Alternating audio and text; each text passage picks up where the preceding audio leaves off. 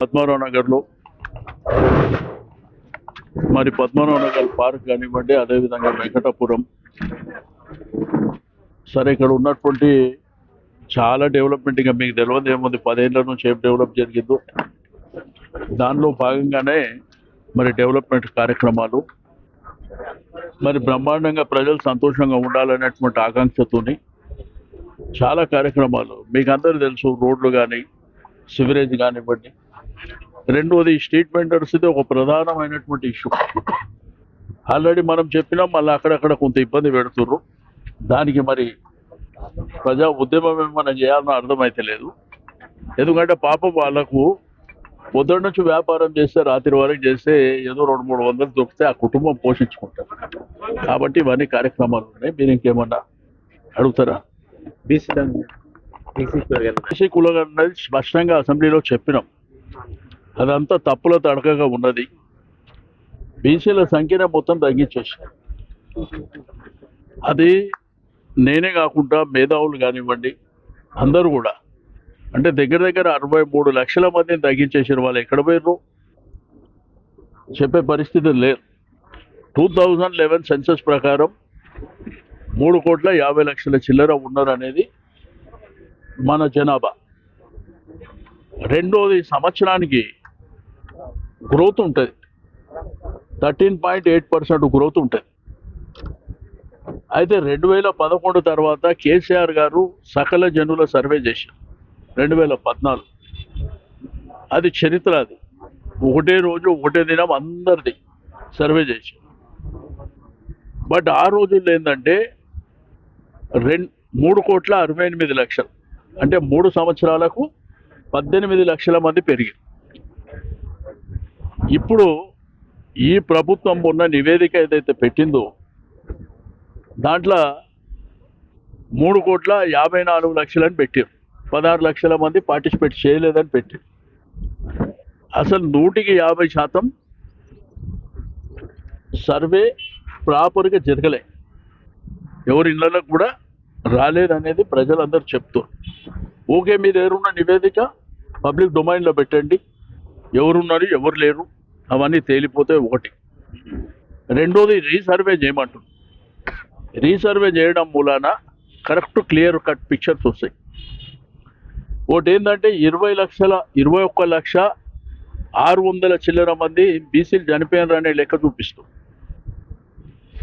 అదేవిధంగా ఎస్సీ జనాభా 1,78,000 మంది చనిపోయినారని చూపిస్తుంది. అదేవిధంగా ముస్లిం జనాభా 1,66,000 మంది సరే చనిపోయినారు అని చూపిస్తారు. కొత్తగా పుట్టలేదు ఎవరు. ఓసీలేమో 8% ఉన్న ఓసీలు 2014 ఆటోమేటిక్ ఇప్పుడు 15% వరకు. అంటే దాంట్లో ఓసీ ముస్లింలు 2.48, అంటే 13 పాయింట్ చేంజ్ ఏమో ఓసీలని, ఓసీలలో ముస్లిమ్స్ 2.48 అని పెరిగిందని చూపిస్తాం. స్వాతంత్రం వచ్చినప్పటి నుంచి ఇప్పటి వరకు తెలంగాణలో 8%, అంటే 2014 లెక్కల ప్రకారం ఒకటేసారి 7% ఎట్లా పెరుగుతారు? ఓకే, పెరిగింది అనుకుందాం. మరి 7% పెరుగుతారు, వాళ్ళే పెరుగుతారా? బీసీలు పెరగరా? ఎస్సీలు పెరగరా? ఎస్టీలు పెరగరా? ముస్లిమ్స్ పెరగరా? అంటే అదర్ కమ్యూనిటీస్ ఏం పెరగరు. కాబట్టి నేను ప్రభుత్వానికి మొన్ననే అసెంబ్లీలో చెప్పిన, మళ్ళీ ఒకసారి రీసర్వే చేయండి. చాలా అనుమానాలు ఉన్నాయి, అందరు ఇబ్బంది పడుతుండ్రు, ఈ లెక్క ప్రాపర్గా లేదని చెప్పి. వాళ్ళు ఏం చెప్తున్నారు? ముస్లిం జనాభాని బీసీ జనాభాని కలిపి 56% అంట. అసలు ఒరిజినల్గా 2014 లెక్కల ప్రకారం 51% బీసీలు ఉన్నారు. అయితే 2014 నుంచి 11 ఏళ్ళలో పెరిగితే 60% రమారమి బీసీలే ఉంటారు ఖాళీ. ఇంకా ముస్లిమ్స్ ఆ 10% నుంచి వాళ్ళకు గ్రోత్ ఉంటుంది. ఎస్సీలది 17 పాయింట్ చేంజ్ చూపిస్తున్నారు. మరి వాళ్ళు కూడా పెరిగినటువంటి దాంట్లో ఉంటారు, అంటే వాళ్ళది కూడా 22-23 పోయే అవకాశం ఉంటుంది. ట్రైబల్ వాళ్ళు గిరిజనులు వాళ్ళు 10% చూపిస్తారు, అది కూడా పెరిగేటువంటి అవకాశం ఉంటుంది. అయితే ఓవరాల్గా ఏంటంటే అనేకమైనటువంటి అనుమానాలు అందరికీ ఉన్నాయి. దీనివల్ల ఏమవుతుందంటే ఇప్పుడు 3.1% చేయలేదంటుంది గవర్నమెంటే. అంటే వాళ్ళు అందుబాటులో లేరనో రకరకాల కారణాలు చెప్పావు. మరి అది ఎట్లా చెల్తుంది రేపు కోట్ల?